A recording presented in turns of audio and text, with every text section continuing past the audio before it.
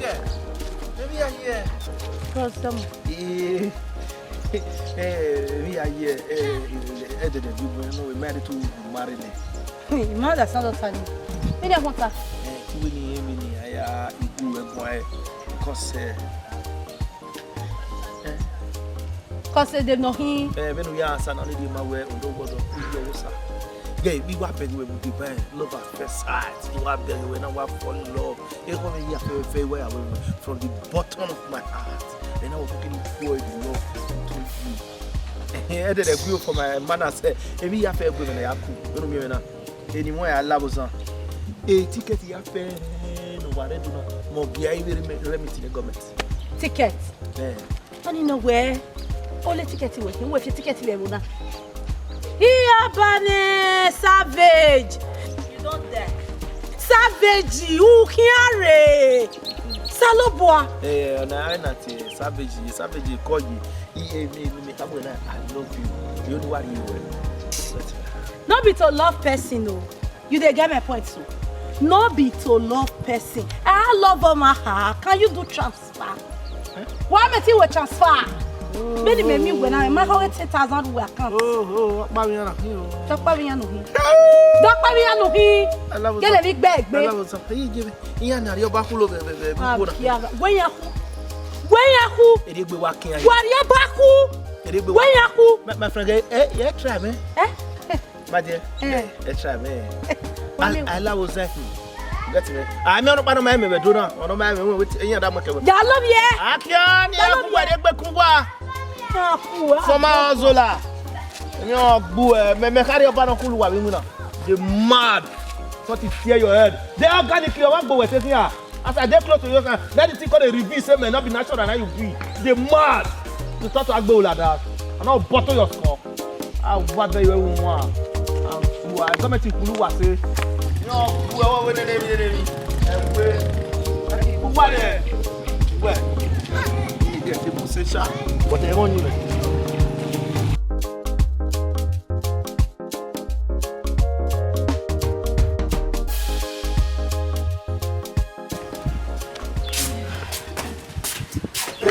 Savage. Pardon, monsieur. Mais c'est ça, Colo. Non. Mais tu vois, comment tu vois rien. Ah oui, on est fiers d'avoir. Comment tu vas bander? Oui, ma vie ça. Ah, il y a un peu de maton. On va y aller, maman. Mais tu vas bander, comment tu vas bander? On te voit que we even be again we buy the do at all over the waters. Then na kwa kioto wana me amuna. Ki agba wa amigo. Oni yari abebo yen ma be di una ma. Bari my boy you have to go there. Me de bi wo mi. You wa bote me. Wo ke here na, wo ke here na ya. To no bi wo. Abo wa no. Wo ke ai gba wo ku na te mu na ya. Abade, wo na no ra fi wo wa me. Ouais, René, ce qu'on pas non, ça c'est faux, mais ma doyo, il y a gagné contrôle. Contrôle mais non. Donc on contrôle mais il me comment tu es, on ma ouais. Oh, tu pas de contrôle. Oh, tu contrôle non pas rien. On va faire. Ah, c'est bien, on va qui aba. Cabo. Avec qui veut jouer. Et comment tu es regard. Savage. Non, mais avec maman avait aller jouer ma vie house. Oh, just you wait qui va le mettre. Oh, very well. What? Ouais, mami water. Yo.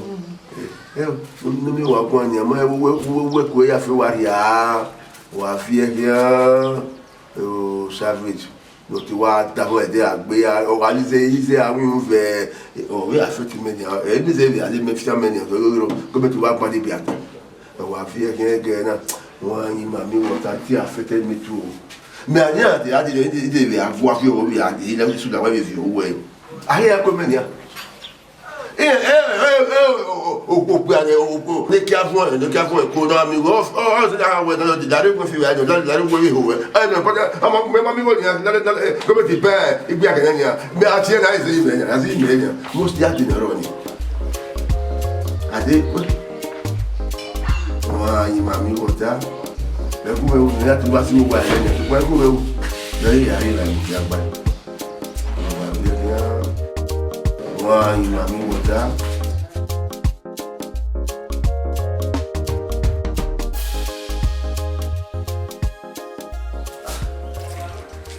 parable. Yeah, more. I hate about the landlord because he made a room to rent near Muibawa. Okay. Benin Movies. Pardon. Double, sir. It may look young here. Cacabo. No, Penado, you any put a year. Anyway, Monyawa. I own the house. The houses. Who were what? You knew about it. A 1 room, you know, more pardon. 1 room. 1 rooms. Okay. What you way? Alabos. For you take away where you are on the market. That is it. Your appearance is okay. Yeah. Me, okay. I hope you are okay. I do okay, sir. I'm always telling you. What are you? I'm one way. But I'm one way. We'll see. With what condition? You get P.V.C. P.V.C. Oh, over.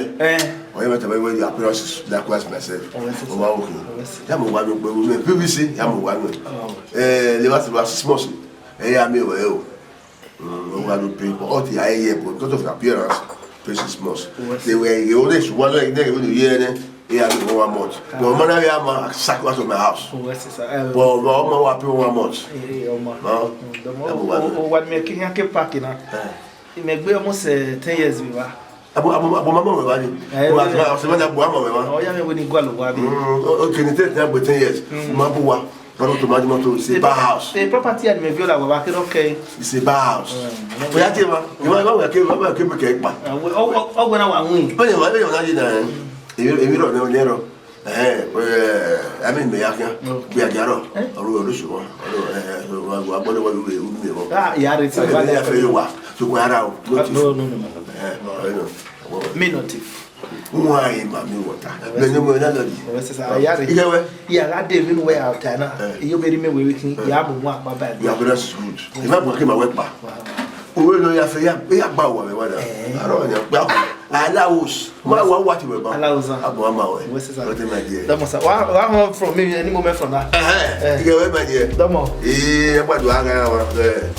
What did you want? Only one. Why, Mammy, water? Savage. Afana, where you did, Maka, over that. Understanding, I don't mean when you are blue. You probably are too negative about it. You know what you do. Manage your house. Who copy what they on here. Sabapon. You must Understand, then I will not see him.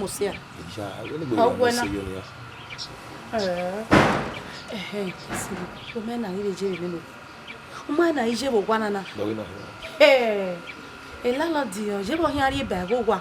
We hear TMT. Emission be. Okay, I only carry a log or kind of like the wagon. One of you. Money at an off your bag over, but I'm very imaginary. For having your manager here. No more, you may never even go like a baby go. Have it the age of me. Savage, where get from a few. On I team, me tell me your words. On that team, my yet to no pala. Out to no busa now. Why out to no pala? Oh, one of your bear. Say, Landlord, you get someone if you want your me. Not at any him, but this year with Tana. And Nabu, ya tenancy, ya not tell me back. Martin, where would they get from a few Martin? But then I'll be telling you. Here, where I go back. You know him. Man, understand. Off your power. Bala, Wabba, you got a wagga. What do Oh, savage. If I hear you well, so go near Galawa. Even I have given him your part. That's only going to go and welcome or go working with your body now. If I wear home.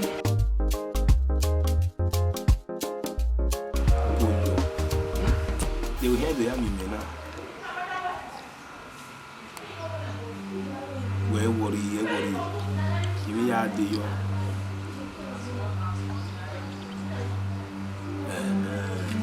Where are they? You make it up with you. Destiny, name destiny. Hello. Call the coffee well. Women, what way? How you going to get to or you have it? I'm not going to make a call. He's even setting with a coat and huh? Oh, what's on? Our destiny didn't be away. They can be away from when I say what you phone, what you hold, but once you know, okay, you know, if you come at Costella, they don't be away. When I say destiny, you don't understand the work. Can work. Eh? I didn't mean we walk on here. I don't understand you. Oh, when I touch you, make you where? When me go for? Oh, my is your boy the Vienny. Benin we go in and I had go the Uzano dinner. Uli living at you, even we are saying you motor, eh, make her. No, let me add it. I will want back to know if young when we are Mubo. Why the Bobby King guy will go over your book? On your master and we will not. Fool! Really, where are you going? I'm going here. We're going. If I'm not on the Bimia, I will want to look at the go one this time. We are and I want to. We gave it time to talk on the judge. We are swimming. Anyway, where are you going? Anime. In the whole way, Bimia. Eh? Where are you going? What on? There to what Yamunya who. Oh, what me body great, me am wearing not me am waiting. I just have why I like for one hin and boy you what dinner. What do you wear? Eh? What is destiny? Oh, what me taji? Emmanuel, I can away from Benin City. No taji. No jungle one. You baby, you act more Benin City. Oh, what do you do with what? No, you mean me over 3 years. Where? Until we know act more fear in the female key. You are given a cake. But don't let it get us money. Oh, what taji? A cake. It came where you want. But I didn't know you on the bomb. I was on the way. Oh, I'm the mayor. Oh, we're on a winner. But one night, huh? One night. Oh, well, I'm going to mind you. I can't go back on the hope of our bone. Ah, Bell, women are me. Nonsense. Look at you, you want me a fiat boabo. A bomb, I'm going to make a fool.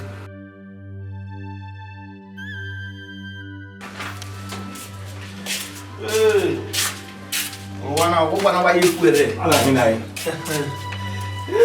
Walking around. What is me? Well, we do go. Because we are happy. One hour drink. You get the man. Go away. Men know what I'm going to talk on you. Are you mad? Go away. Ebo. One way one. Man, anyway, so I'm lucky when I bed him. I try to say, they bed him. You talk about me as I. You want you 40 Western. You get ticket milk. When you don't move, only men. Only come and get are you mad? I'm not going. Oh, I'll follow you. You know they follow the thing. I didn't talk to you, you want from but you may be. What is your for? Now, I come and take that. Savage. I'm the one you tell us talking about money that I make again. You want to pay me what's in a way. I'm not going to go when I also want to make you. I didn't want to know also the name that you want to go your hand and I say. Okay, ni ben that imagine you. Mommy no pamodarena. Hey, Agbel no. I tell me about there or he display. Oh, you know, they told you for my.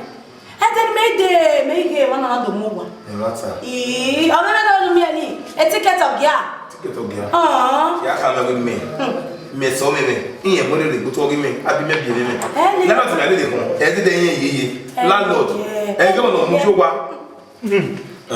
For Belway, never ever where I will say, I didn't say I had. But if I not blood you for this asset, let you allow. Wow, yeah. You did mad. You are never the Agbue. You come back to you before you. Yet you were. Everywhere, I can't go you. In our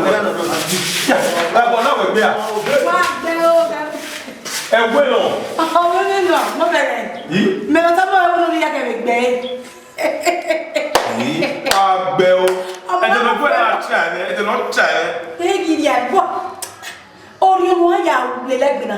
No, I am the legna. Yaya, when you have I want to eat on the I'm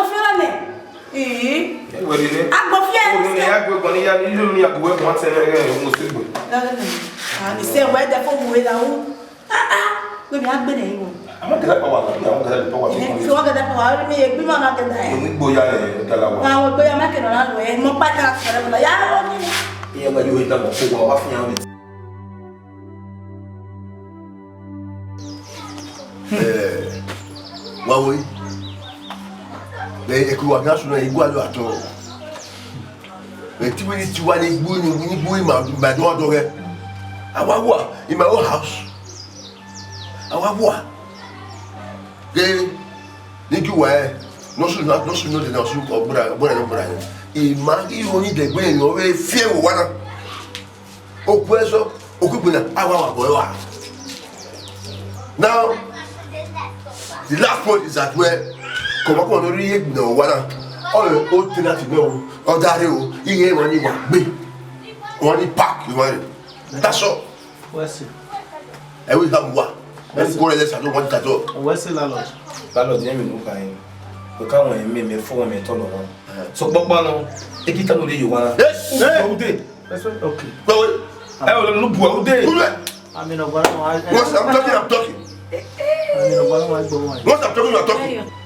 I don't know me bu o de wa no le gbe yo won bu o de ni oh I say for failure what are we won pack your area they go we gbe won ayin mami water me go we agbo now you just once again he might go to anybody at all won ayin mami water clearly that no happen landlord what's it everybody do their thing mi o kwa ni ani o no go who no where the hospital patient who no we are o ko gbe wa fún no wa we so ho Come go on again. Ela wa kan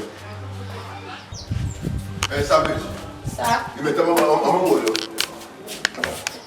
mama mo lo when nigga ya did you hear it he when you go there But my mother started being with Tana. that It's someone they go no see egbe. We want to you cook but what dey gba your name. that your mother said when we see we need to know go ware mother stand my house them money and they associate don't understand me asa If we na balegbe na. We na balegbe na. E kini na ri be nu e. Ye fefe ni ni na aja do hu ma complain. any gbera the pastor is pastors no need my way for aspect E ba ni gbera. that gbera Kenya Any gbera de nu na ti me ke oko manu. any be wara and my body the go be they never pay my money the go be payment I need the payment. Okay, my paya pay. Hey, you need the how many months now? I don't get money. You say what na me go? In a meha. Yeah, there tell me somebody wa here after when you why we control my buy here. Any be wara. No, look, I do my meto. My the blue flat. But me you aba o you never be party house. Okay, aba ya do wa. O so ya ko abo there. Okay, gba na do me no wuru me. My payare. I go give you that. Okay, I'm be. Ah, yes, yeah. Money uki agba. Yeah, we no me. Oh yeah, yeah, ba me be jawe we. Uki agba no me. Me you. I'm tired of doing it. I don't need money now.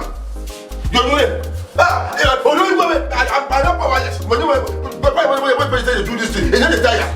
I want the way. I think me. You ain't me. What? What's up?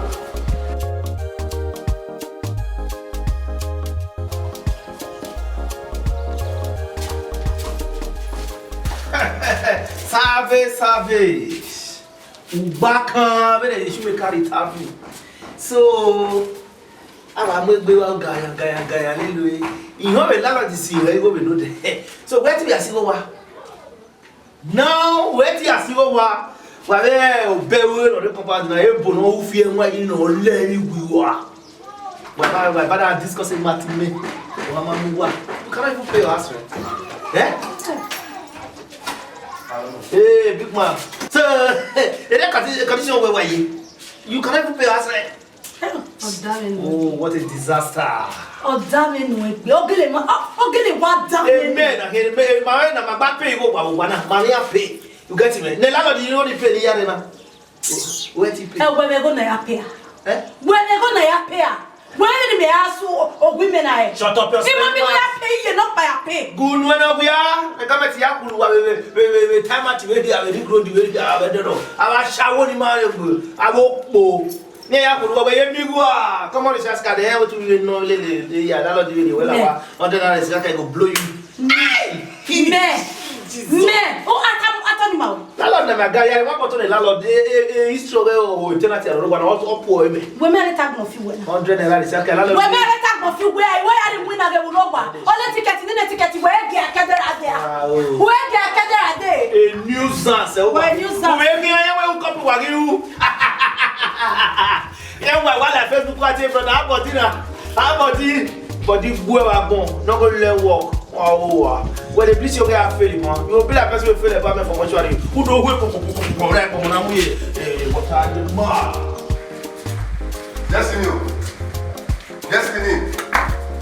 Destiny. Come on, make you wait. Destiny. Why bother? Make you wait. And you ever make your destiny. No, make you wait. As a landlord, make you is from my body. When I make women. Destiny, when I make me your landlord. I want to yes, I am about the woman, but when anyone but why this what say it be us where it's all about it, but everybody will be at all. I want to go on the park all lower. I want to become a landlord. They may eat you anyhow. Whatever for me. I love you. Don't worry. Allah was on Walking. Oh, I don't know what to imagine. I was so good. Allah was on the between Nigerian and Oma.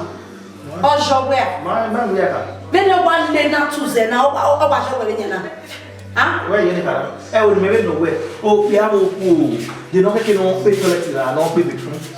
Oh, that not bad. If we're here, they are many kilometers and I'm away. Yet is your how well done, women was in anywhere. Environment with you all go at allow anyone when you get to any of my shave. Come on, shave my shave anywhere. Be well. That's what we are done. Where you bunny at least we are meeting a boy we are knowing all those things. At least while they would get boy get everywhere. They ski when you're in anyway. I want to go there. You know, what's a boy always a no what no go no where ni abole be no aye kama be try no aniti no abole be ni won bue wa gon no niti na ke abole be na oze unu ko ya no gbe wo ko ya no akedo me wa le obari wo to the time ti ari we na de go me fe baba go e o ya mo se a no bia mo wa ni me mi atama we no da we no bona na eko flow me oye ni abi wa de o nya no mama a bleaching boy wagon. No destiny, the destiny my banner. And you when I yeah, we back on me no for ne because we know that I want to are doing in full need to hear when my helper we are done mama only bleaching wa bell wagon and we are mama oh me I don't what oh, I love you. The toilet. Landlord, you want me for? If you go, I guess. Here, the toilet. And when I also say for somebody, a room with our also, they would try your work. Oh, you mad. Well, you are going on you. I had the boy when you, my brother. I want to go. Okay, we are here. Even the one who reported get number when you were back again, rubbish no soon but born have a passage or not the better I don't know. Can you believe where the cat and piano? Oh, we are okay. Oh, we are that okay. No, let him manage a savage cake when you were going to do any. Could you believe a savage not having where a cake maybe a neat we are, but I'm out of where God allow me. Okay, you can calculate. Can you imagine? You are in a way. Osio a do me we my mobile sick baby do na we o keke ni car report man because here wo ye la wa wo mo lo we me we believe we are living life where we me we na a pit toilet I tell you for you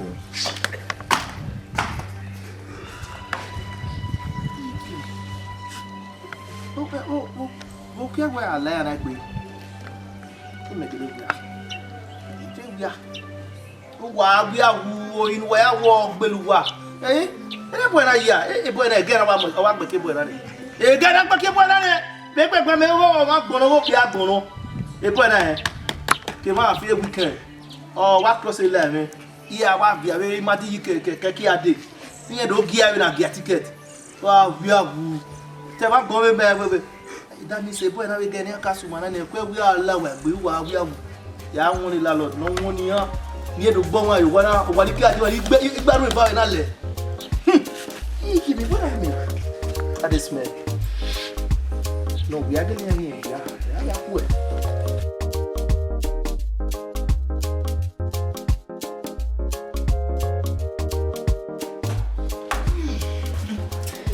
Pardon, mon ça. Oui, aïe. Oui, c'est ça, donc. Donc, il va rien faire ban, il a mis room to rent. Il y a un bon sign board running. oh, oyereva. Te we mo ni mai mo. Oh, oyereva ça. Oh, my dear. Donc. O te gwa lwa. And who buy free ya? Oh. Ya mo no ya be super we o be oyereva ni ya te mo yin. Who buy free? Oh my goodness. You don't want free, man. Do I like it? All my bedroom of free. Oh, free. And they want to go behind me. Oh, how about we boy? Oh, so you know what? Yeah. But the free about the one we go behind. You don't have to say that. See, check me out now. You go raw. Yeah, nah, gay. You go raw, Ipa. Come to back you one here. What Government don't come that system na pattern. You want so on go me amuna. We no attempt. Oguga we ni. Easy o kan ni. Te una ni de sha but me really I pity we sha. So ya say ba mole je ba me wa. We see. What go pa ya gbali o ave bo carry ma force for no time. We see. Very well. We wa dey na be later no. Do when you want to papa na ya mure papa na. Free ba. E kana must go by canon ya. So for sa we see. Very well. Don't miss. Okay, one is a girl ya mure. Don't want. Il peut dire que tu fais rien. On va donner mais. Il ne dit why mami water ever since Nikega went the Niambi will not even Niambi for a bus sponsor my you or coaching you will be running. I don't know why we're walking. I don't know way. God, you do my God. This night you go grab by force. I'm free bedroom, free this thing. Ìwà ro wa me ye gele we kele aro to iba do aba ìwà ro wa me saba we se gbere saba me go later call me costume man if the only this night fit sleep the left not sleep again is happy but this night na wala for me why mami water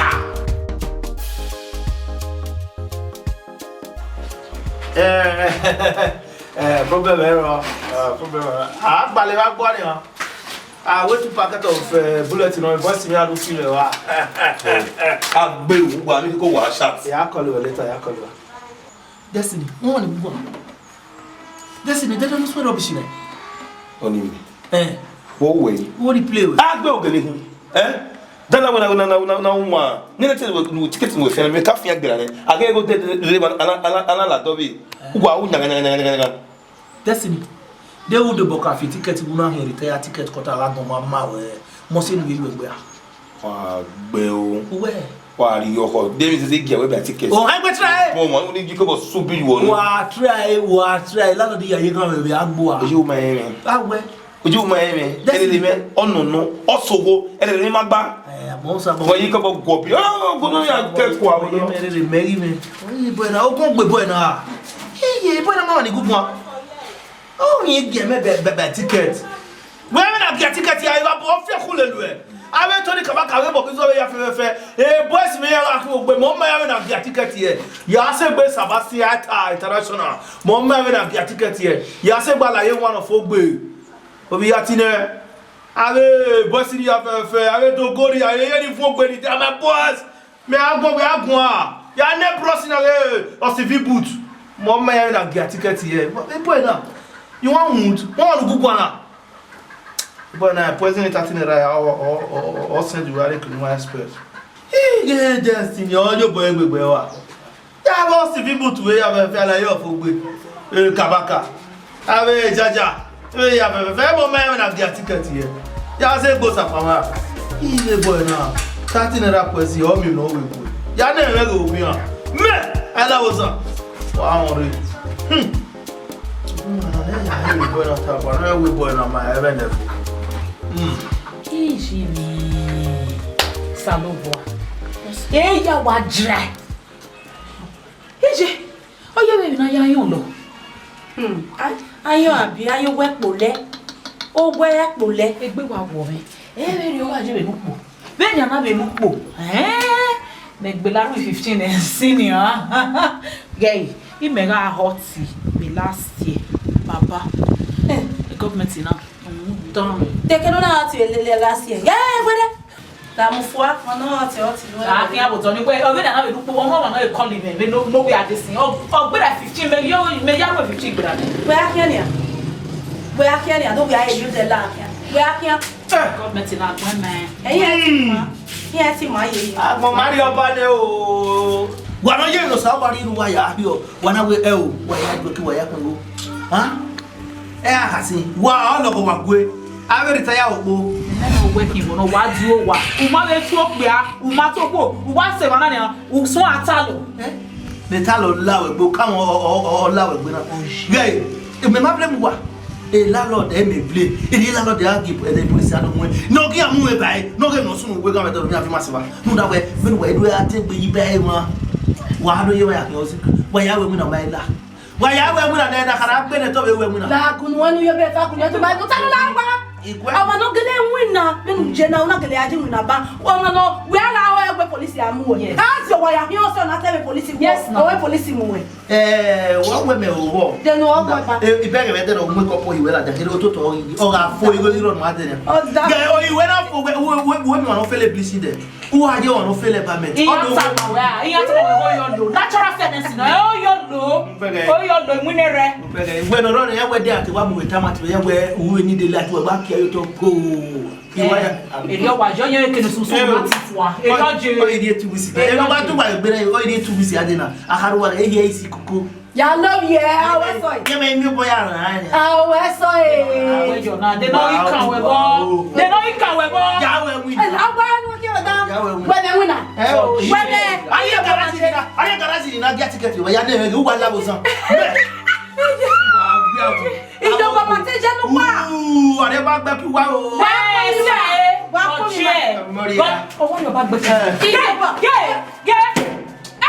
Oh God. What? Don't go to Lucia, eh? The menu. Then it bring Here. Oh, you mean I get on here? Eh? I want to go. I mean, you know, eh?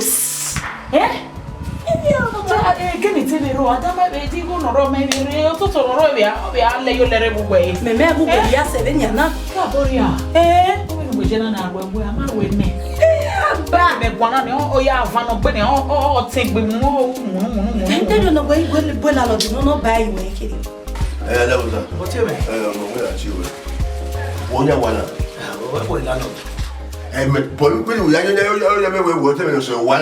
oh, I do respect your law. That was sir. The blue way. For giving you have to rent. Is it a bad thing to me? Not at all. It's what you do now. One never one year one. And that was well, what can I get a friend? We are to see my girlfriend. We are when they move, they are going. My girlfriend, my woman. We are to stay at Buba. By point of correction, 8 hour girlfriend. We retire Opo or retire Ozola. Me mama toast eh. If me ga camera where near do bela lodi ma bo ma no ma say eh na come because they are more la dey say na we ma you be back no. Yes sir. I must say me to where. Go dey ha we dey tie. What go we no go. Mo you go we no go. I don't know you go na wala ro mi ari. Why boy now? E be ma say we na ye go. Yes. Oh, that is me. I don't come where you can. Where can? Where I am so. I don't know where you are. Me wale passage. Nene mi tombo to go. We na ya. Ela lo de aye bien yen ba. Look where we ba so bo. E ni avun fa o. Ah, so boy body fa. You must go and give my take time. Be yourself. You go me you go where? Yeah, when my 6 months me pay where. Yeah, but the thing about the go anyway here. If I say I'll show you my car. What are they? What don't you care? Anyway, baby, I press you again. Only time okay. A ticket is given key. I go in. A boss in the memory 50. Eh. But we are near you, my man. Yeah, no two or yeah, we buy you call it. No. And I go. Okay. Oh, you mammy water. If I wear your hair. What do you mean? Only my way, baby, level. You might go to the boss. No, yes. If I not know that, they say, you are back. I don't back it. Sit down where that get up your whistle. Again, near report my way. Look. Oh, we come out. Yeah, it is a drill. All right. Control. Well, I don't make color of how we go. And we're control.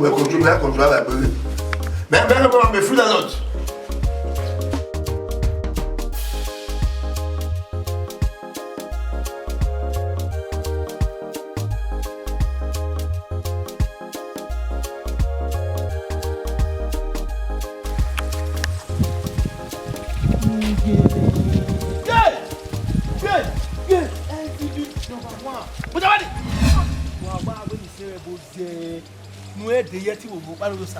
So, everywhere, Jonah. Go to your paper. So, a government in Kuluwa major road. Hey, we not do lale, Abi, not lale. A husband, my way. Now, what was you need to go and service me. Boy, they are calling their command. Really? From there to Oko. He made them blame me where? He might blame me where? A government blame. Hey, Muja, I went a government now. I don't know who my photo. So I said, oh, where? Shut up. Yes, you. Me. Agbe. Why am I not going to 150 where? Agbe no mama.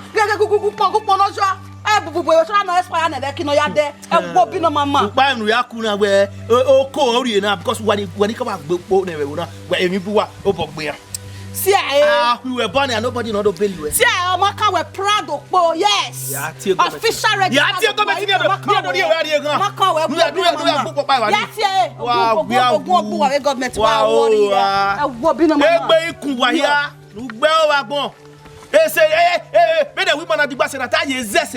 No, I am more long by when I have a fair.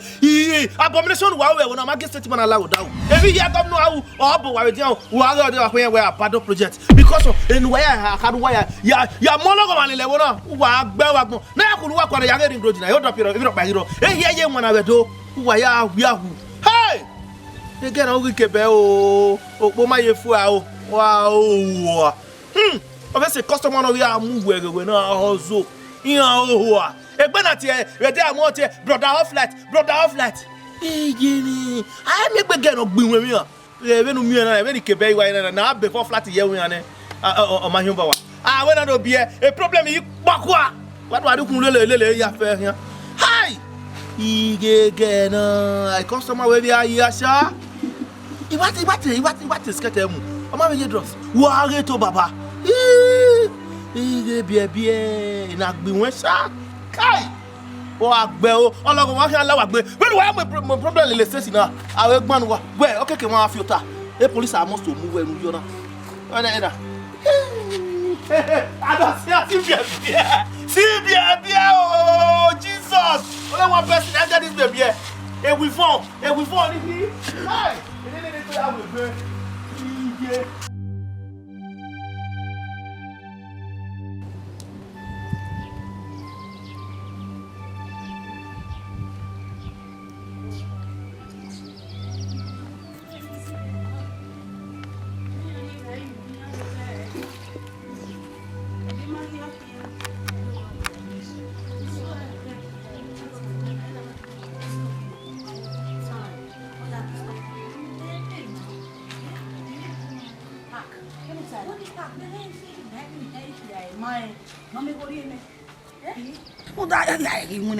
Nothing. Landlord, he see most. May where to face yourself or what they want you call one for. Any away. Any man, you feel okay, feel me. I was so given you. Any landlord, you may tell you. If you want me, Paka, did you go Benin Movies, where Pomavene, as a young Malawane, and when I get off. Me wa girls that disturb my sister. Even in here asa. E no wa lo na wa bie go na wa ba yo. E mata. Ye ma nego nguni go ye je a. O wa bie go ne bi ko e ka no riki make. E ma na we. Ho. Ge ni tamawe. E no akpo pegbeji. Ya so wa ban. O ye be vacancy orogun ma ba. O ye woro. Of course. What are friends for? O se makinia. La ogo me gwegun abi so wa me vacancy. Bogo ni wo ihe ti gwegun. If no wasu no wa ba de bi na mi to gwa lo wari. Ma understand? Na be no taye ni a o we mana ma vi ati e ba na gwa lo ri enu e. O ri we ipalo. Enya. Mata. Na. O ma ge ni ge vi ase ti e. Again ni na no wa keken.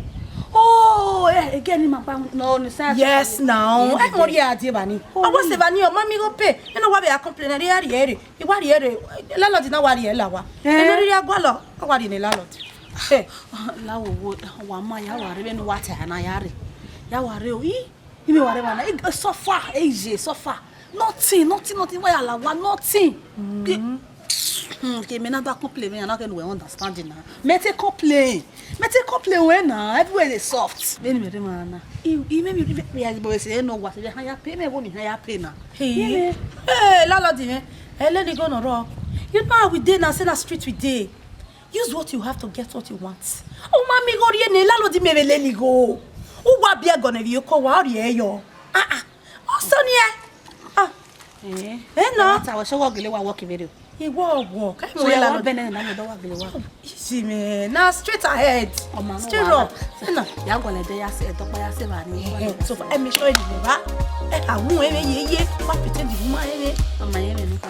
We see. Yeah. Don't know what me go wa dey. Need you we are here. Use what you have to get what you want.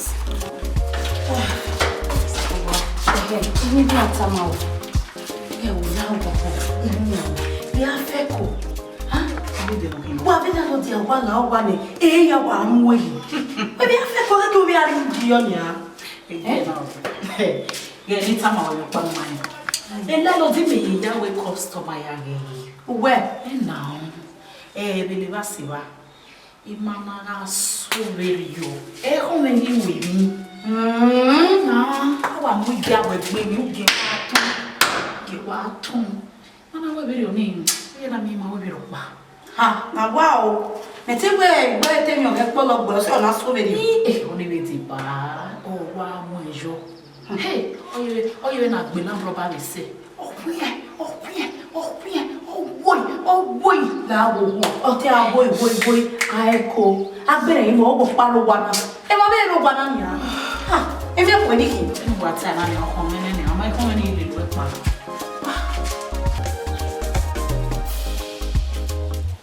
Oramo. What? Iya, ora me jeno. Ma. E pa we me be la mo sa me. Hello, to ma ko be mo. Object da ko. Yeah. Obe da alo go wa. Yes. Let it do that one. No the me la mo. Alo da wo da one. So we wa. Ta. E be na alo da ma we to ti wa fun ni. Ona be abu e. E to la ti gbona. Me de ne mo ko yo ni. Ni re do ta ma we baba we me mo bola jan. Ma me ko lo wo wa na. E ke na be fi egori. Renovation, mi ne go che renovation. Na mo pe to we yo. Mami rutore to wa gba ya fere. Ale joki agbare na pa ya gbenile. We bu ere a. Awa. We na ni. Ai pe ma pe o kan we. Wo nya wa, wo na lo dia. Me ya le di me dia. Ayo ko go yo. We go na me wo ba pe to go. Ayo pe ta ba di we. Oh, ye peta. E wo ka wo ma pe fi. Ero be dia.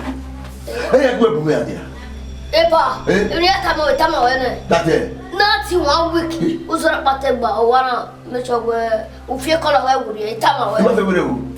I no ba vero. Ya wori. Oya wa. Are you doing up the house? I was okay, I mean, one mami water, and I remember mami water. This call is now called one papi water. What and why? And I was okay, it's a plan work. All right.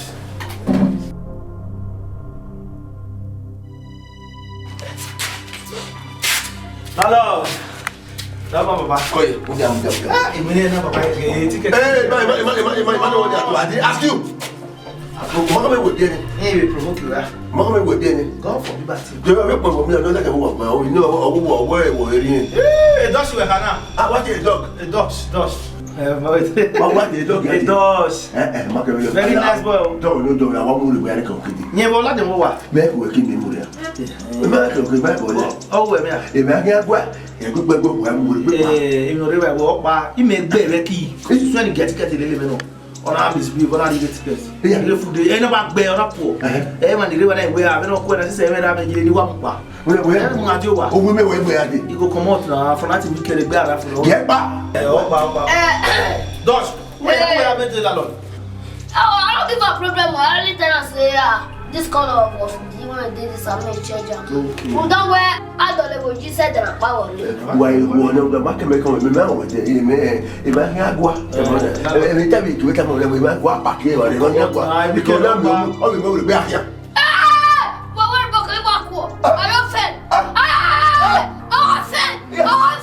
You know, see the pin, if I fed, no problem. If I fed, you don't know, show more than if I don't want to have one, I don't know what they're about. Okuno, I didn't hear it. I couldn't do it. I just don't know. If I fed now, brother, for me. No, man, sorry. That's all you know. Be my rifle, pa. Oh, movie. Sit there with you. Dos. Namil. Listen. Landlord, we're not tired. No problem. Everybody like you, man. I'm going to carry the bed.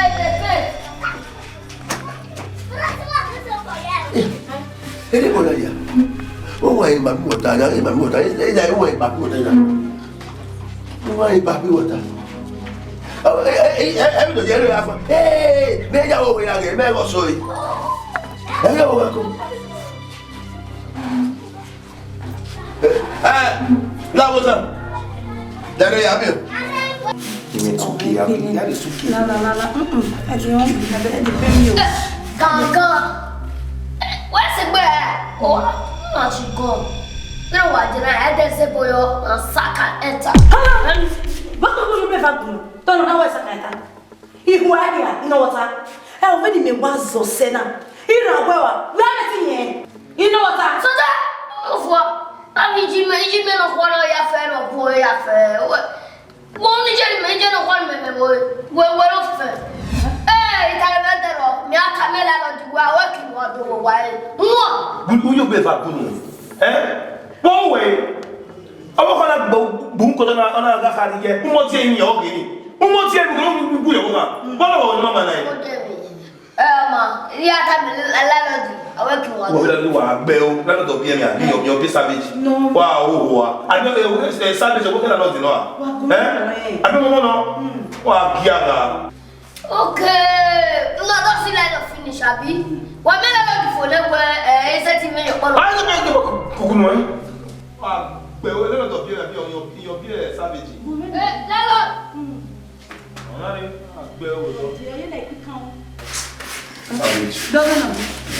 Bring him money. You need to travel. Yes, salty way. No, what is salty? Very horror. We're worried. The one now, when I can street one, and what can P.V.C. You know, I can't see it. Why can't I?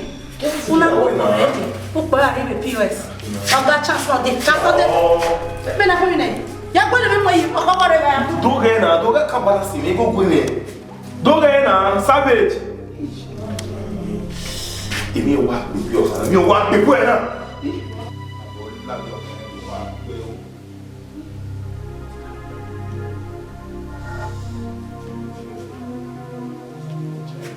Savage.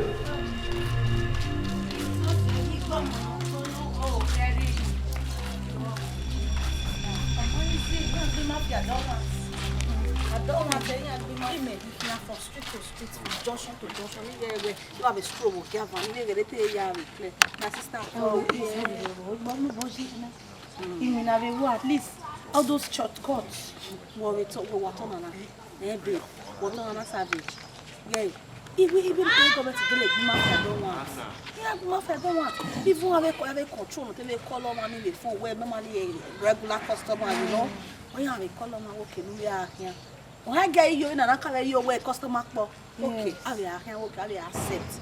But I say although I complaining and pay you, telling and one and this and that, all sort of excuse. And they hear my sister. So I be our woman, I made them hear you. Yeah? This way. But at least what they are me kiri no that ya woni. O da me assisting. Mami be imagine. Facebook. Iwa mo egba. Instagram mi mo egba. TikTok iwa imu ani iwa mo egba. At least iwa be aware won ka kukere waka buwe. At least anything come out. You see, you understand? Savage when you make up wa fin social media video ni. I'll show you. Connection ni me mo wa lele. But now when I watch iya ye ile no wa je na me show me wa live mi an ni mo wa. Wa se ba iwa je no wa. We la bi an ni mo wa. What you do? I'll show you at I run my package for Facebook. Mommy wa he wa snap people no working when you tell me when ya be me je na ime when we work when we do kun do vie kwa. Baby when na e wa access. We wa vie kwa when you snap wa sen we kwa. Wala Facebook. We make jare short thing. Ajo vie we kwa ya pa beri.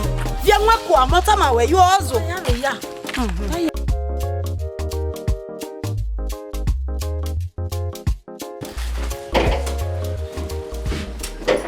Baby.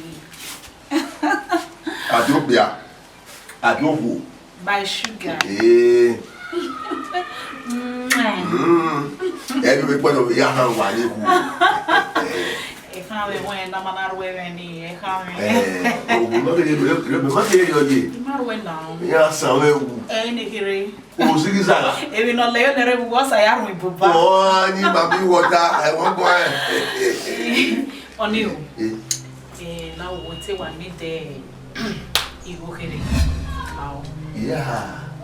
Yeah, they buy a war in the room.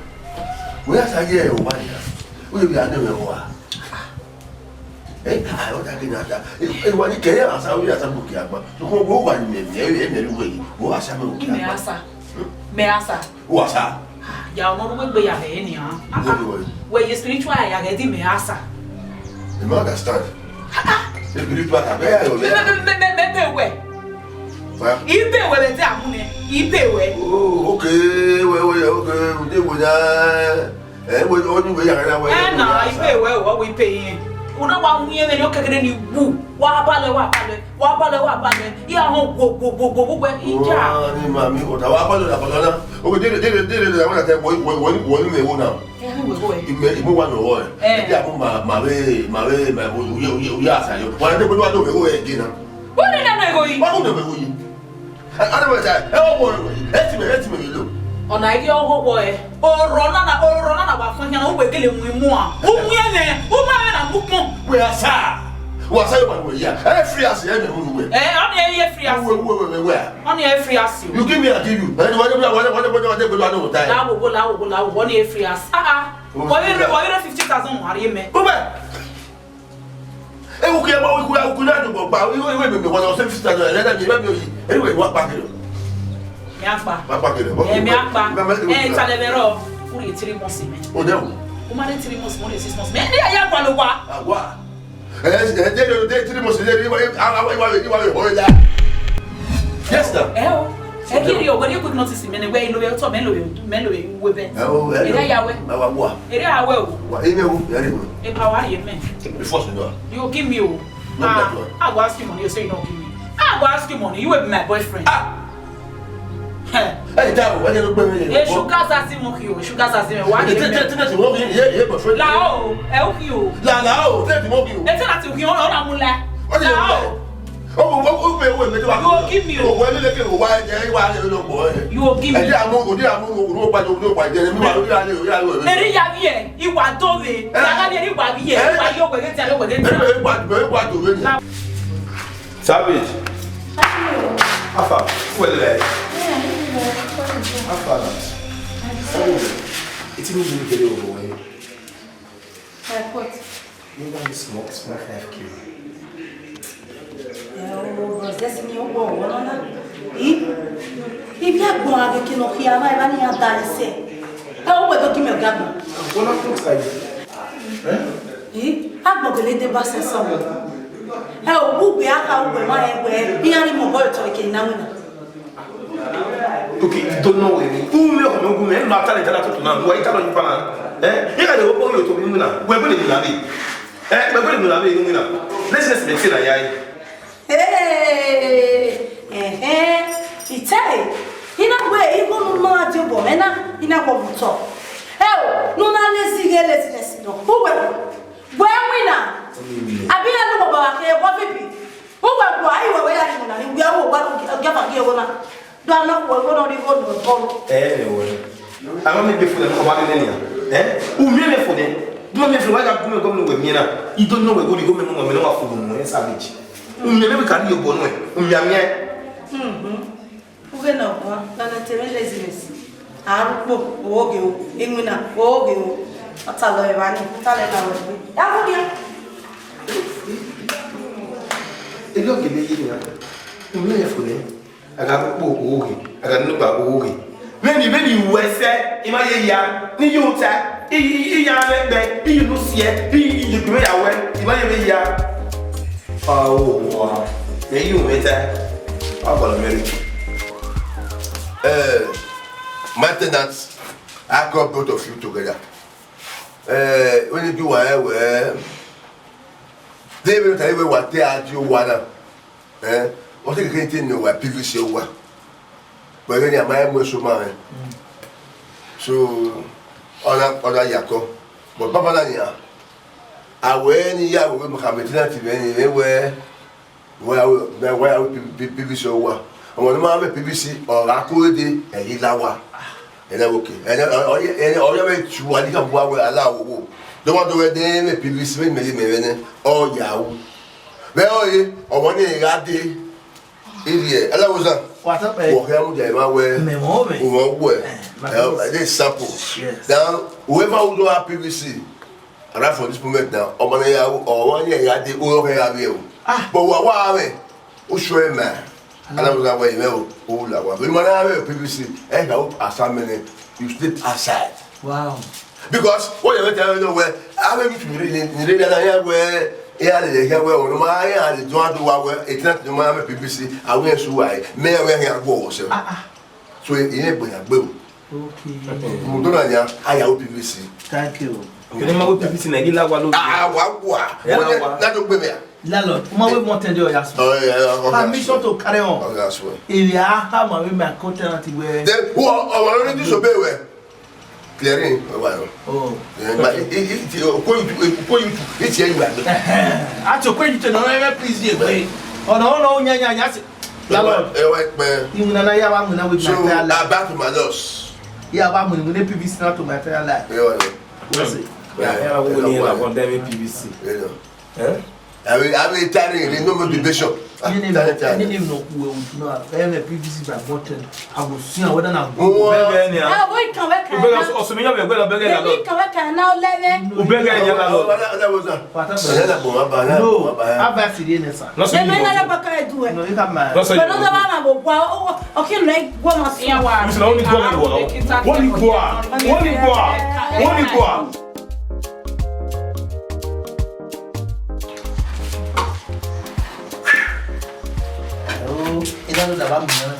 Hey, sorry. Destiny never destiny. Fine boy, no people, no money in your pocket. Oh, you boy, I'm you what? And when will I not the daily man to be sure? Or anybody never P.V.C. Or anybody never P.V.C. from Motedi or Parking Water. Why will me water? I don't know. Wait. Put it not one minute to Yala Wane. Yala, 1 minute. P.V.C. man, I'm going to make no politics. I will connect a P.V.C. And they are saying why? They are saying, okay, guys, say, no, we don't know, say, my name is P.V.C. Even go where you went. Ilawana. That's how I'm going to go to actually big. Oh, fucking. Who not calling them, I make a problem, man. Who let? Where's the driver? I don't know. See, Morocco, me get tickets. You pocket here. Why again? A cocky Morocco, a oppa. Even where you are. But go fake with Yana Mama. What a boy, I'm a bear. What happened to Mrs. Lakia? I don't go boy. Ah, God. The mad. Me motor reach me not get P.V.C. Me tell her not where you from. Yeah, go to your head. Oh, if I where you from? Who you are? To solve the mad. Where may I grow here? No father, no mother. Garage na one. The Chris. Savage. Where the me? You are the women. Well, yeah, we me. In the you're not better. A new loan in Landlord where we did that with my P.V.C. One more P.V.C. at Yaruana. That's it. I have procona. I get savage dreamer. And I went away P.V.C. And you only care what say can stay you only. And you have a camera when you are P.V.C. But I'm going to Luana and I could call it Legawa. You must be a 1 year, but away.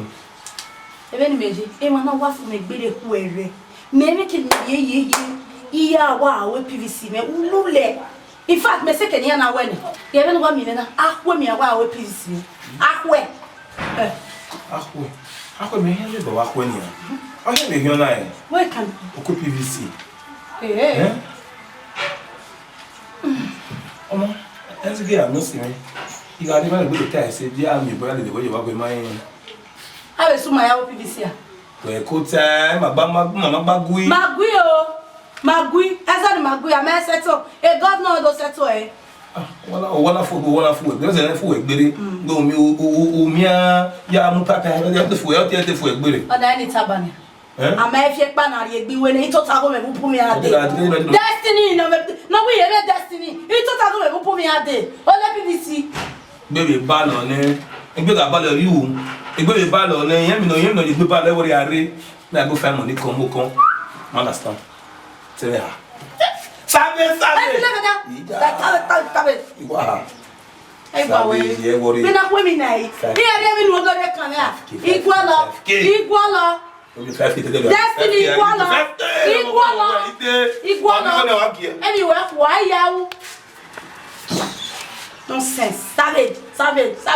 Hey, any young winner say, walk by you, who bound you where when I found the birthday you want. What a birthday, or Ricamu, and we are.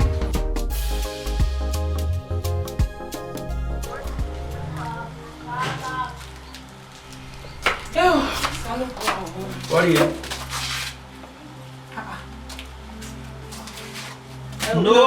No P.V.C. no entry. P.V.C. I don't need this way. The landlord don't tell you. Oh, so government is signing landlord, they not telling any appointment. Whenever P.V.C. Ula wala. Can I fear streets in IFF more control why no P.V.C. no entry. What's a guy on your one? A guy. I'm afraid you want your one. Why you affecting her? It's mad. But if we're not cross over and P.V.C. man boy, you are coming up our police. No P.V.C. no entry. You say government officer whenever P.V.C. allow. Well, now what change Nigeria now? They mad. No P.V.C. no entry. One make a sense. What you make a sense? One make a sense. Oh well. The problem is around. Yeah, well, we know where anything hang around. Anyway, we hang around. They mad. In the government, eh? One can amount. Is that what? Eh, man, I'm going. I might walk in that. You want when I'm Only Bill. Yeah, hang around. Even one. Oh, when you have baby say now, is well, here is a work, but me want to man. Eh, boy, you move. I don't know. Now, or is a balloon, but we're not that. That's a boy, but we're going to. Tell her the one. No P.V.C. no entry.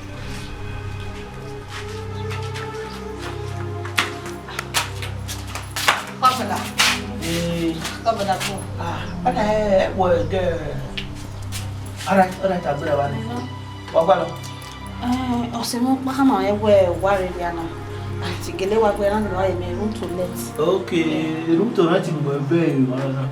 And one of vacancy, why I'm more. But me, where you want a lot of the very career, why you must want a car. Can't be hiding out. Zuari. Retire street workers. Well, they are here. Allow the girl accept to wear self in room of any of you. Why? P.V.C. P.V.C. I know. Here waiting I mean because we don't buy rap no me. Go be like that what we be any way no be. I have your bucket flower. Here you are you go no mafo. We no dey amon wa. By P.V.C. but you know solo boy have women. You know solo boy have women. Solo boy jima masi.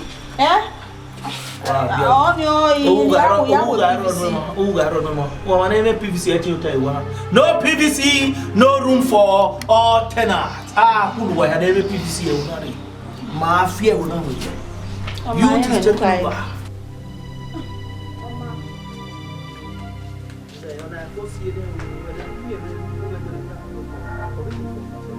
Oh, where? I go where you have seen it.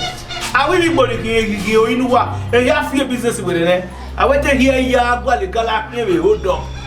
Wow. We are gado. We are. Who do you want? We are. I hear to be papa saying I Baba Noreko. Baba fear cool. Bah! Now we know us. Yeah, the boy P.V.C.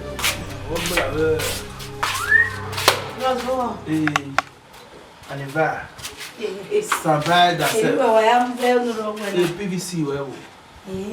Can you now go make it?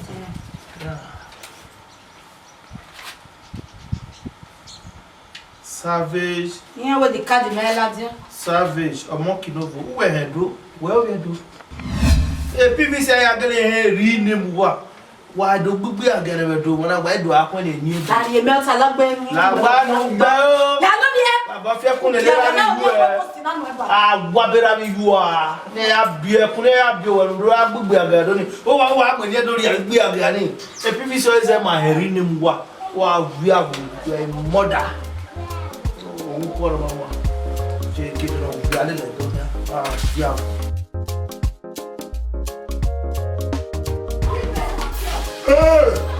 Debo je. Wa to yo nuro. Oloda. Ona zo yin e. Where say we la lo dinale ma do mi ti we there where ba mo change wa le P.V.C ri la wa. We kan ka P.V.C. Give me with politics here. You know I P.V.C. As far as we here now, if you are a citizen of this country, we P.V.C, you are a foreigner. Come on. I'll do something. You want my put bottle for your plate. What we born and the mad. If you move, I'll kill you. Anybody that go about P.V.C, government if you not get P.V.C, you keep us government on the arrest. They might be foreigner. Even na say get save go Where? Get save go na me na you have so make ba ona lo be da be. Make ba. When they want to make ba. You are a Fulani boy. Our Gwaluwa wanted list why you Fulani. The mad. I know big boy. We Boko Haram. I know big boy. I want to do estimate. Come on, move. The close. You know you get P.V.C. Where P.V.C? Make boa kona. When they come to me, ya Bogora, you die life. Well, no point, girl. Mama, if I didn't back away, no man cripple your childhood family.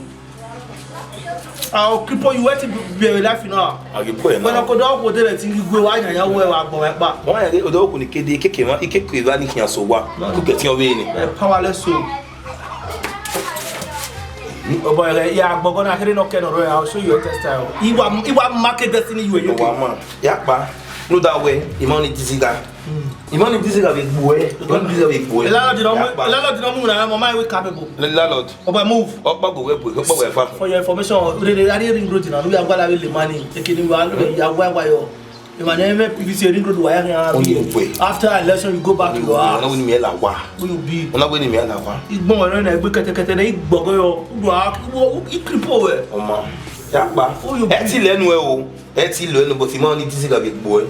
Money this is a big because you mean not so head man. I mean when you're boy. You mean I know when marry reversing. I'll kill you. Now back out for start. Only many destiny. No, where destiny? You are a destiny without destiny. Only many destiny. Destiny no me bright for sure. Destiny we're not dark enough. My ba. The man about yellow. Where? Na by yellow. And yana mama. You boy. You know kata ni amuke zariare. The mad. Now you are the busher since I want busher you finish. Hey boy, now what are you sit about? A lot of that is a fella one of that place.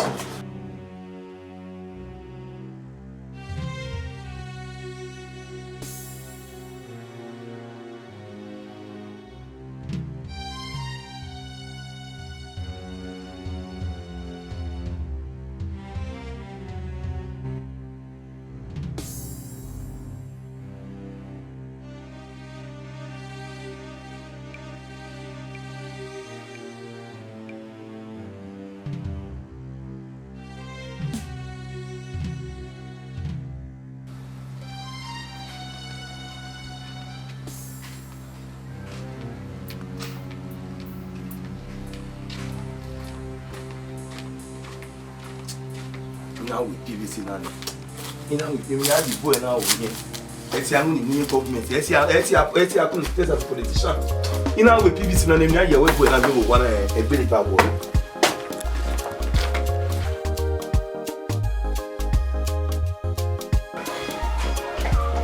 Oh, all I want to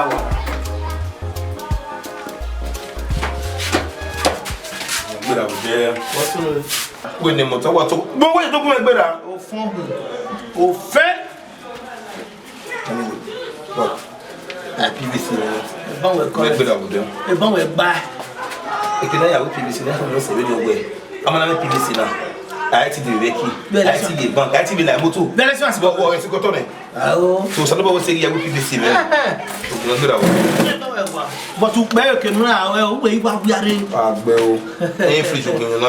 we are come. Let the refuge is a policy and a beer in one minute. Yeah, we're going at that. We're going to work a perfume low or has to go from my load there. A perfume let let the refuge. Second was any 20 someone. Wow, a previous room and as our we are he just was so I don't know why we are here. We are good love. We are here cooking. The boy now we are sure. You might go for that one. We come on go. No P.V.C. no house here. That was la ley. Who la loi? What's wrong? What audacity? We don't know.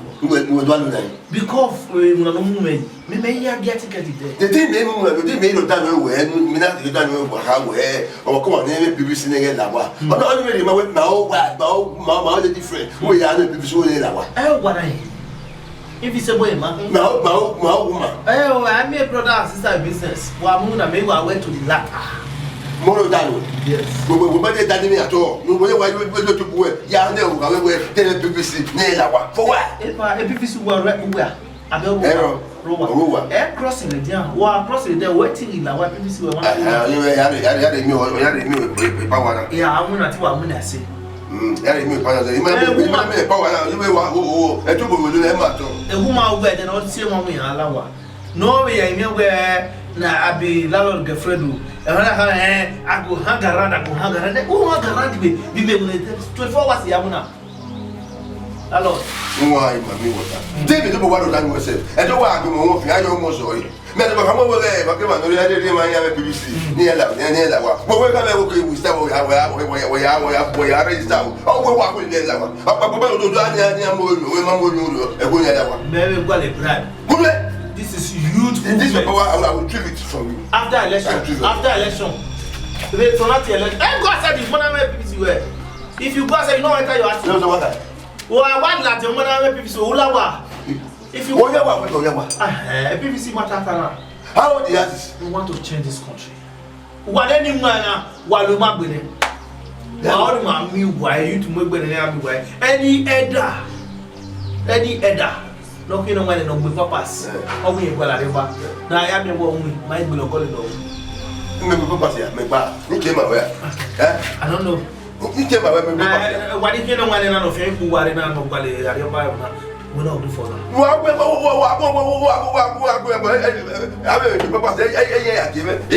P.V.C. man repo when I land here. Ula wana na.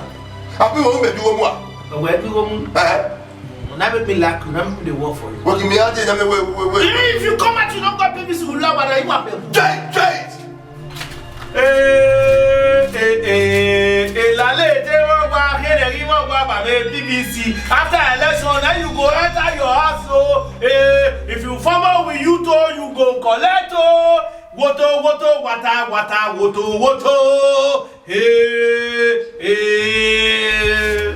alors we want to temper with the youth of today. We are dangerous. We want to take over. Savage. What is that? Oh, yes, c'est bon here. Kojo. Kojo.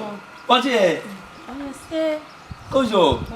C'est à mariner. Kojo. Comment ça? Et tu avais où? Avec manager, what to do? Ida waki gwede ba, ina we when you am guy many money, you just am jame. Mo ge do Kojo. Ni ave we go with Abi them. riva. Viens m'y aller.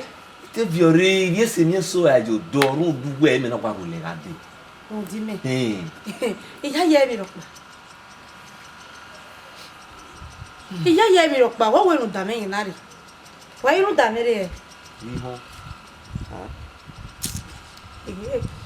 Wa hona. Eveni me vie ligwe. Yeah. Igi se vie. We devi moto ba mi tori na atama we ai me na me bagbon de. I mean, I'm making our way after me.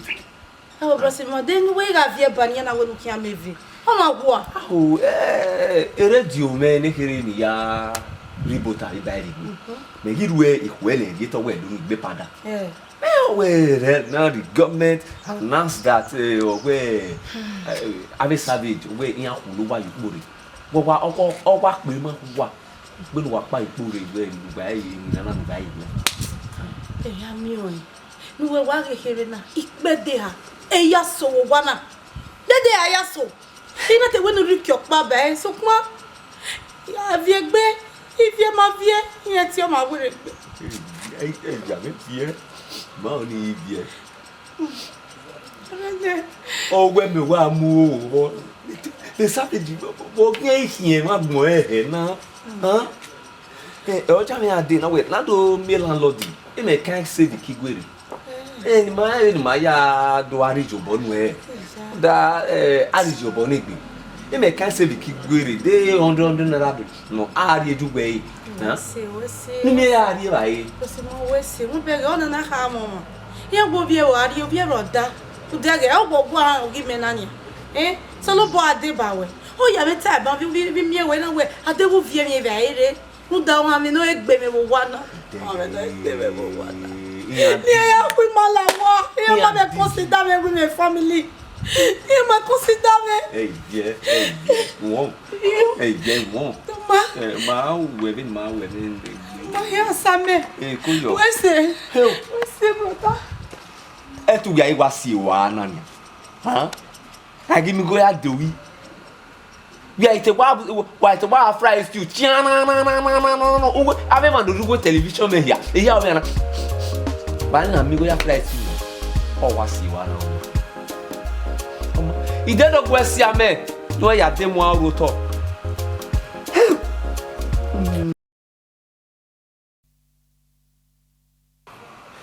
Hey, boys. Iya wale do ba ye bi ti e ko do atan mo ye wo ba ma ya to later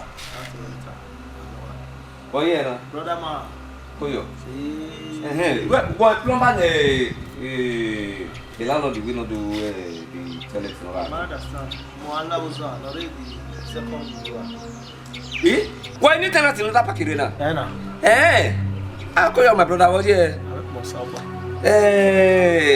ina kweta mawewe moro wana lala diga kama go me tena to bana ri wala ne ni a person a what village we go mo boy yuri atamawe we might also yes moima no mana go ya okay ono na bia madame o mana bia madame ave ria ya imagle mane o dia ave ria ya koyo wato yo koyo me de landlord some of the rules and regulations no ro tenant ada pakile ma mo bo kama ro mi pa ta we bolo aso gbe ni bolo that's all de o kike gba de 27 year mi go wane we boy na you man dey time we some of the rules and regulations we la pa me kana eja you maka mo we tenant ada pakile wana for full 6 months. The rules and regulations on road top. The 6 months or labor okay or logo me buy. Or logo me buy, yes. I don't understand. You matter where? When I give it to body man.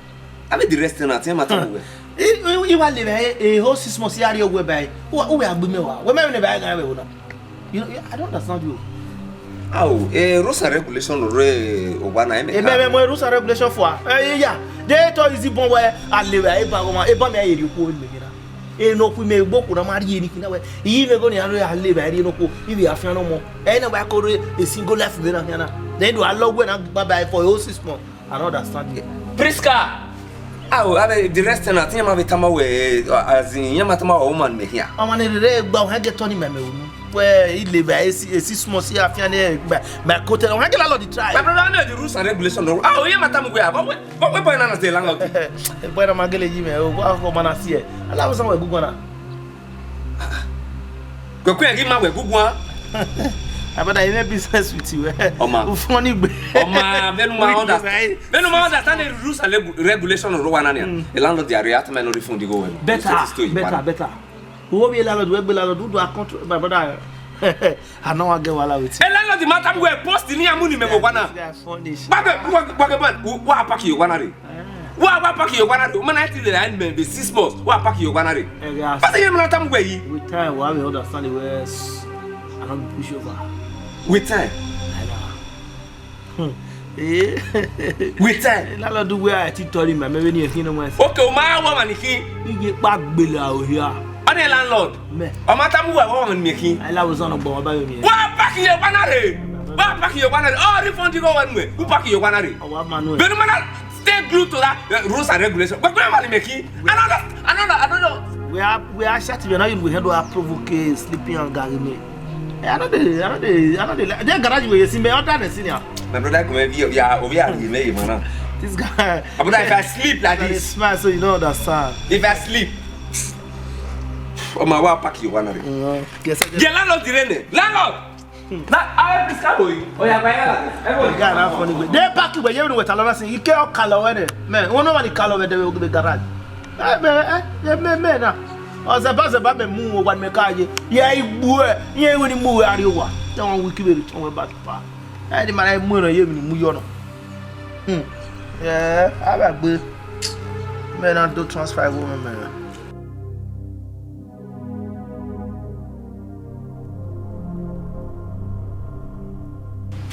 Amo tomo ma me go go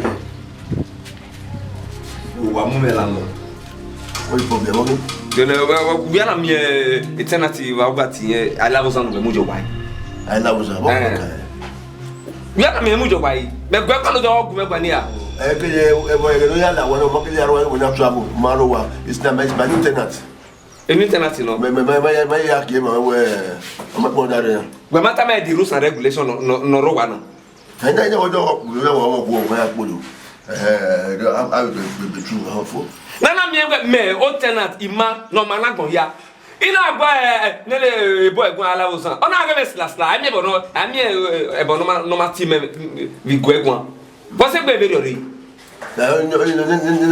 alawosan ama we si gedo de no ma easy me easy a why ya di ma bo me no se nu na bi tenant jo kwa teni me ro kwa efi wo ya kwa de na kwa ya wo ka me me nyam yu wa ai ma they was your shock be zero good nothing only when you do me am you wa wala we aw we mi me imeta ma we the landlord is here you want na me rules and regulations la lele ita ma ne o ki me meta ma wo wa we ita ma we o ki ale bai o le ko we bai be 6 months we are disgrace real food disgrace we are disgrace one of them e o gbo we go e tetere o we ri wa no le ba obo no le ba ko e ba no le abe the rest na tin ya u be dio na ifunye na we ki akwa na ge bu amu ge bu amu wele o ma ego ni do ta ma we be na gu yen ya back to my rules ni igo no asa no wa ri ton egbe gbe ne o pack yo banare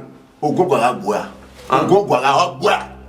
o wona wo be imana nya ba mo nya ru me bobo onye wa asa udia ba be go ya asa udia o collect o kono etendera o collect go bo me ama pina we nya na wo so na we be go ko ni ko wa ko ma gbe o ko ma ko la ko sa ko a o ma go e wo go ani me e wo go e ma wo go ani me ima no mana go hia anu na madame ima no mana go hia o ba na go Oma, ye bi awo pa na. Wa ejo perform mess here. I will mess everybody with. Everywhere will be smelly. I will mess. Yeah, yes. Try. When I am going to return go get no pack your banana. E this Sunday na go ya stage over. Oh yeah, by 6 a.m. you were like toilet. Here like 10 p.m. or so. What was? Yeah, you were ane. Iba nini ko ọmọ be no la toilet ni o yan. Ni try. Ni try. Iwa ri se ya gbo e wo wo se ya gbo yo o ya gbo iwere. Saturday evening. Ime itamu gbe na ni agbe. Saturday evening iri beans. Ya iri beans ne. Inwe milk, iri 48 egg. Inwa lemon bitter by. E dey agba gbe 6 am. Iwa la toilet be Sunday. Ba o we pe karo e try me no se yo wa me wana do wo wa. Wa o ni try o refund the Awa, on da o. Landlord. Landlord, wa refund the guy. You will refund the money. Only you mama water. Only me. Get away. Ni me get away. Get away. Ni me get away. Okay. Oh my dear, you sound like I had beans 48 cups. You get ya gba gbe pake. Ya gbe for ya gba gbe ya na won pa. Ya na won pa. You go taja. You go taja for me. You. Boy. Boy, you won no money won. Won you mama water. Idiot.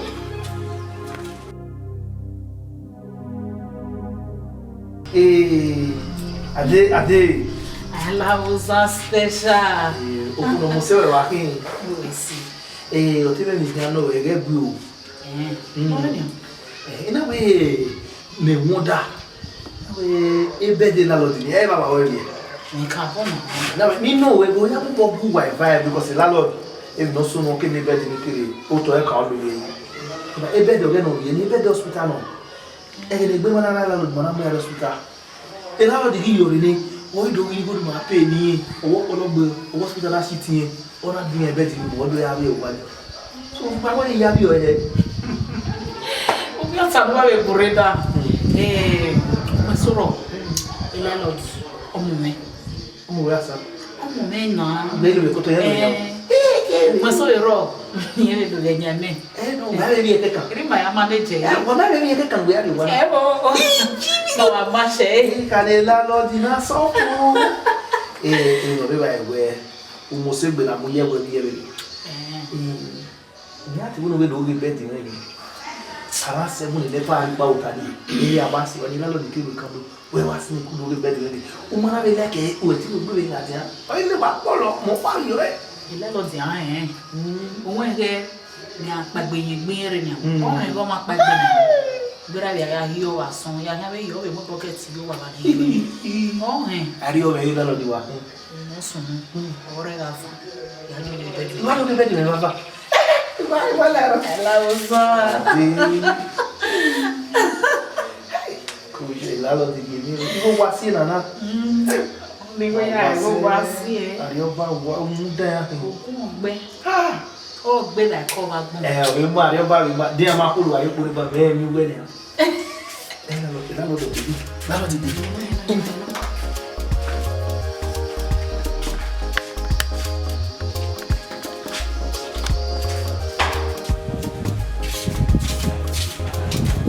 landlord Ima, oye na.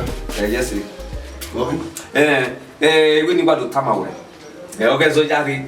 So pa wa kan ya ki okay so abi do we be ni je. Ke ga ima onu to le gbe return to be la pana without my consent. You are consent.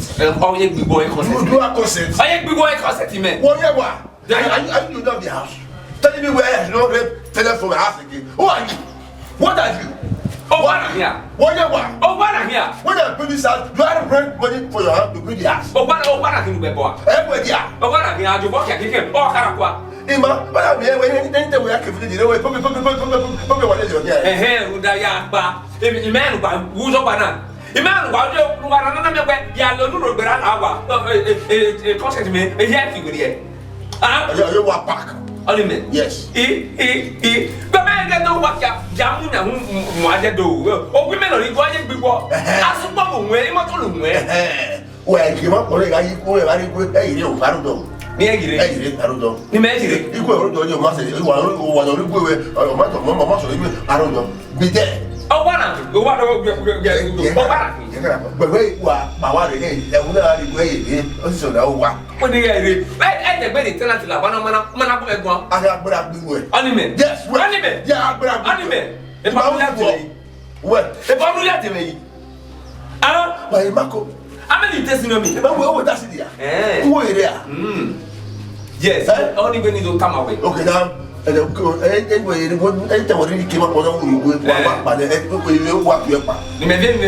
You lie. You lie. I just out. You lie. You are supposed to go anyway. You are supposed to go and do that. How is that, man? You are supposed to go and do that.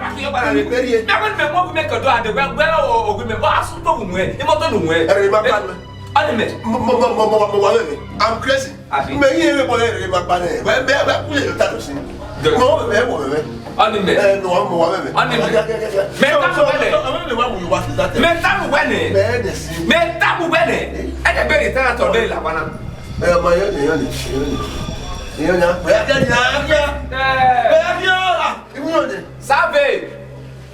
Savez,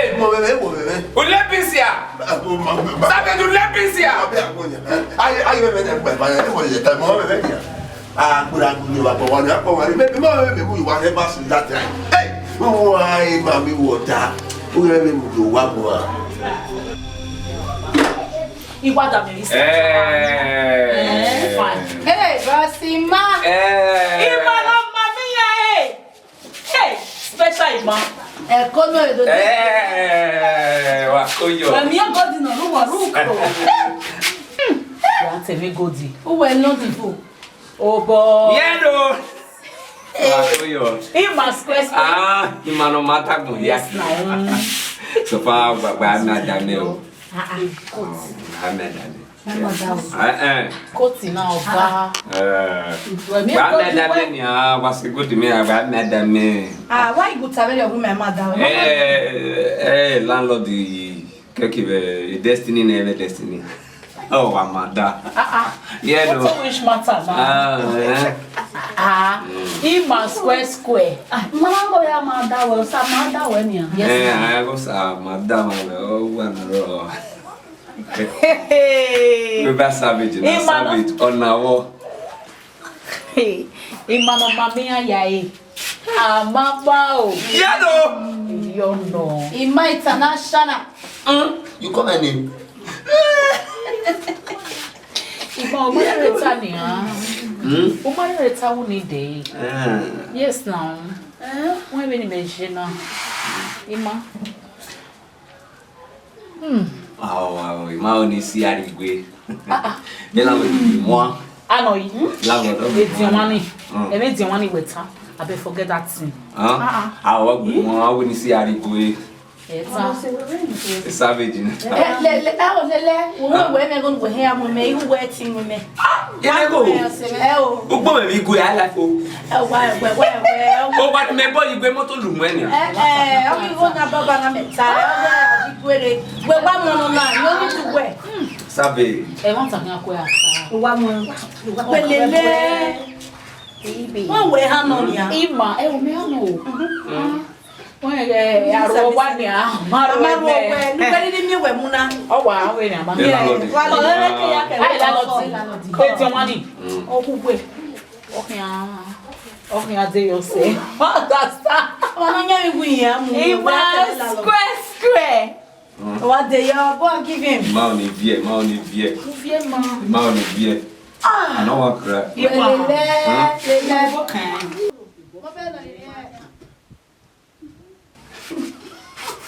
Ya manager la mana E go relate our old. One year. On your way no kwala. You go get back. In your no matter when you Imeso. Ohoni aga bi pastor, ohoni aga bi no fe. Nyama na fie ticket ni wa gbero ne egbe okan. Nyama na wo ene amakuka na ewe na kan bio. Ere wa be ye meso wa be ri agbona ze. Ohoni aga we bokere. Ohoni aga bishop, ohoni aga pastor, ohoni aga governor. O sa ba na wa tawe menu ri agbona. Okono ka gbugbe agero kan ri oni ati opo. O ma ri opo ni egbagbo we gbe oko. O ti ebo ni ra we re po ware. O ri wa ro po yo ma mo kono po ni. It can never happen. Imeso biro. on est moins zen, vous êtes natif avant. On est gâté avant. Oh, sous nous y a ni ya. Ok, va y aller là, bon, donc on est moins abino avant, y a un à la terre. Il est berger avant. Avant bino, non maman, y a un boy. Fine boy, no money. Oh, boy, friend. Alors ça. Oh, on est moins sous nous y a ni mais. Oh, bon bouger. Oh, on est moué. Mais sous nous ne pas. Ouais, tu es dans. On est pour être dans. Tu m'as donné quoi quoi dîner quel? Boyfriend, our girlfriend, boyfriend. You follow our girlfriend with the hustle. Oh, kono yala mi aba hala boyfriend here. Iya nyanya se we are for pepe. Wow, well. Igbe o na si. Gala na si. On va ku we ko me gbon. Won sunu ye ni me ni ya. Do he mu gbe. Sunu ye ni me. Di mo na gbo ti na yin ma fun no. Won ye ga yin me. Bebe ti na agbino. Destiny or that thing we are going. Adeo. Lolo, baga onre. Baga on. Robinson we en yuga. Olololo, Robinson o. Olololo, baga onre. Baga onre. Eh God yuga. Olololo, Robinson o. Ololo. La we. What na you are graphic but there wa amama we bi na ya to na ya be kwa. Me tu we. Tolo we kana yi. O wa graphic but there u tu ran ma to a. Wo me wo bona boy mo obi la mo san ojo. Obi la mo san ojo. Me dosh. O we ti e obi okan. E dosh abi dog. Dosh. E be dan egbe mu ran. Awo. E landlord yele selete ma ni ye fi ojo pa. Ha? Be ba la bosan. Ala bosan bi wa. Ala bosan bi e mi weta na. Wa bi ma be e ra me ba ko pet to get am na punish we. Ha? O me ke mi le ji. Ba wona. Why punishment? Punishment. We. Ama. Ka ke landlord. Landlord dire. Oh, who be landlord dire? Ama camera. Wo. Dos. Chuck me. Hey, why don't you me? Equal waru. Me. E dos. Me. O ko yo moru. No te. What's this one? Landlord, avec bouté. Landlord, avec bouté. Hey! Il vient bien pour Landlord, avec bouté. Et non, il y a bouté ka. Et là, il y a quand même, non, il y a bouté ka. Mais après, non, c'est ce que vous avez. Mais après, non, c'est ce. Il m'a talon le bene mala ke. Which kind of nonsense be that one? I go market. I talon le bene. Il vient bien, rules and regulations here. Na roba ugulele. Okay, I can't forget. Landlord rate me, everybody rate me. Oh no, we no mama ni not that many me. No me te dog abi dog share o me. We no so dey also lo ma gbe we mala. Bros, e talon le bene la. What the na say boni me a. If you sort you sort am back na. We go be kan wa. He direct me say if I talk to him go faint. He go faint. It's not already. Wa le letter lo go na mo God dey talk and you be trouble. Bros, put your question. Dutch not be small boy. Not the one me. Not the look at you. I go una two I go guy. I don't forget Dutch. I go no enter you. Me do then na we but what sis no. Where man we papa? Go what the talk you know me. You know me. Alabosan. Me. Wait there who Hey, I'm never money I can't let on business. You get fun. Here But I get fun. Yes, you get fun. You know how many fun I get. You want to know my fun again? Go Oko. 10 years if you go Oko, can you move boy you walk over my brother? Government yasa we have a government office. You know me. Big Baba wa. Forget that one. Brother, I want to go. Na mo me go. O you 10 years here we work us. Government we are here ya mu na we no ticket is there. I'll kill you. Forget that one. Na me will kill you here take your. You say Asona the man push be Asona. Maybe no. You say you keep person they carry you go jail. Where we want person. E want to be 12 people. For one house. I mean, a tenant you want to carry you don't buy here. What day? Oh, for now, forget. Everybody. Yeah, me was when I'll snuff you. I'm going to go to me ticket in the area. Okay, you can back here. Today me go village. Today me go village. If I come back, that's if I want come back. You come back. Hey boy, nah, this guy no go work today. I want me you. I first say I want mad for you.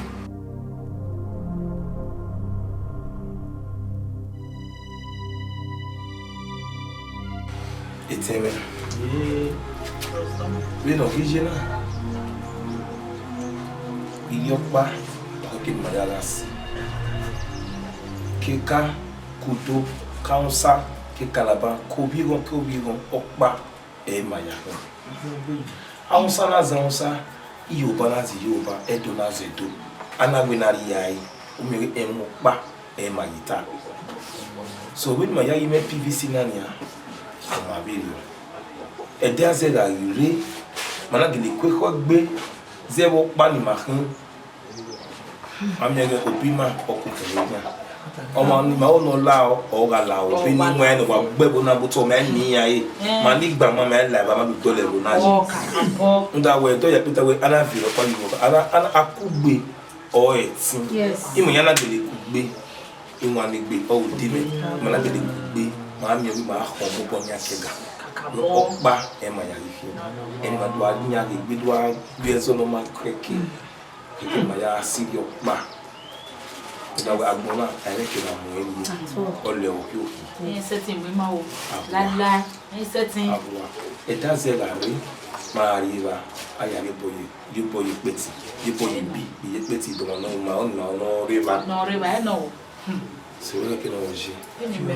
Benin me wa je bros gba ni na paso akoni be na kon wa yire na owo me na enya re boye peti Beno otemeta eba ovi no ma ola edogbe ehu akugbe ijupo mo fa lo kakabo mani gba mana gele ni ma wu mana ku eko gbe ave di nwa ni e wa akin no ngane ewo mo ida koke e ma ke ne ri ma ye bi ari re no onu po ma dina ona ga je bi oni ri ma we gba mani mama no ogbe ni ake ya je ya mu ma o be na ri je ra ma ka mi asebe ri ogbe Kigo ni ari me. E wona na ma ne mo keke no akokin abi ni ayi na se. kakabo. Bero tana. Ma akwi ko gbe. O ga se da se be dero. Kigo ni aka ga ni ma mi ayi. Ima ya igbe bibero. Agwa. Ma e mo boy ye. Make ma mu. Igba ma be ma wu wa yi. Ma e mo boy yo. Ma ro ge ni wona ya here. E wona ga ma. E mo keke no ikokera. E ni ra kwa ko komo ya se de no agwa. E no keke. Statement. So I say you my ado kugbe. Okpa ma ya yi. No. Ezori. Ezo pa aga ko kugbe ni ya. Ori obi ti mi ma kegbe ni. Agwa. Ori obi mi ma kegbe ni. E ma kan ye go na ya kemi no ka ye ne de. Awa ya akan wo. Aso te ba de. E me na mutara. E shinapo mo no e le gbe. Ni mi bi kure ni yo so aro. Owo e wuwa. Ide ka mo. Alabosan. Abere ni wa. Ma ede gbe. Èmi no mo we ti e me. Hello.